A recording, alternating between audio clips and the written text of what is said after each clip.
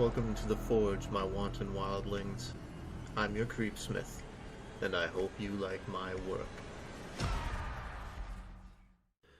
We've all said things we regret. Say what you will about sticks and stones, pens and swords. Words can hurt.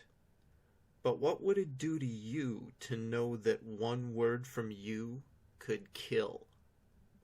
From an unknown author. Out with a bang. I've decided that I'm going to kill myself. I think it's important that someone understand why, so I'm making this video before I blow my head off. The first time that I remember it happening, I was 9. John Weller and I were playing in his backyard. The sun was setting over his back fence, all warm oranges and reds. Johnny was playing the cowboy and I was the redskin trying to steal his horse. We ran around the swing set, him laughing and me whooping and threatening to scalp him. When he tripped, I ran to where he laid in the dirt, scooped up a handful of air, pointed my finger at his nose, and proclaimed, "I got your gun now!" Bang! Johnny's head exploded in a tremendous blossom of crimson blood, slate-gray brain, and chips of skull, off-white. My hand fell to my side, and I stared, open-mouthed, unable to understand what had just happened. Somebody was screaming. At first, I thought it must be Johnny's mother, until she tore open the back door, and I realized that I was the one screaming. Johnny's mother... She crumpled against her son's headless body, and she added her broken sobs to my horrified cries. Johnny's funeral was the next week. Closed casket.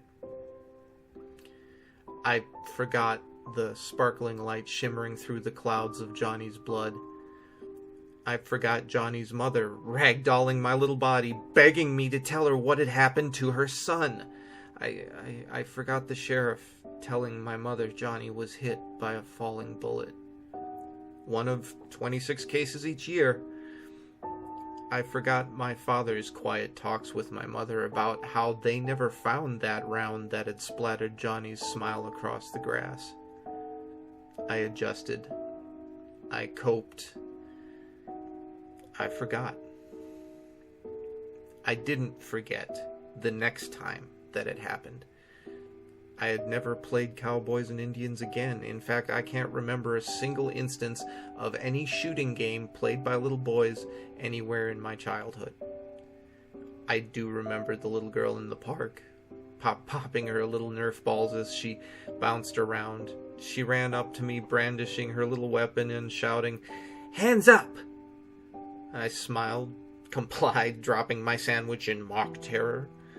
I lifted my hands to the sky. I petitioned for mercy. A true homicidal maniac in the making, she executed me with a flurry of staccato pop-pops, and I dutifully played dead, sprawling across my bench. She giggled and proclaimed, "Your turn. Shoot me!" A sudden sensation of intense discomfort slithered up my spine. I thought of flowers, roses. She eyed me impatiently, apparently convinced she was going to have to nerf me once more to provoke a response, and I lifted my finger, weakly, pointed at her and whispered, "Bang." This time, I wasn't the one screaming. Her mother cradled her baby's dismembered limbs, frantically clutching an arm, then picking up a leg. I had pointed my finger at the girl's belly button, and the moment the word left my lips, she ruptured like a water balloon, filled with punch. Johnny Weller's decapitated body filled my vision, the slow red of sunset sliding down the front of his striped shirt. And I ran. I can't do this anymore. I got I got pissed at Laura yesterday, and I put my finger in her face to tell her off. I didn't even say it.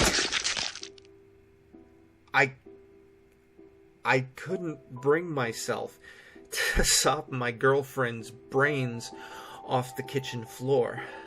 I can't do this anymore. All I have to do is put my finger against my temple and say it. Well, at least I'll go out with a bang.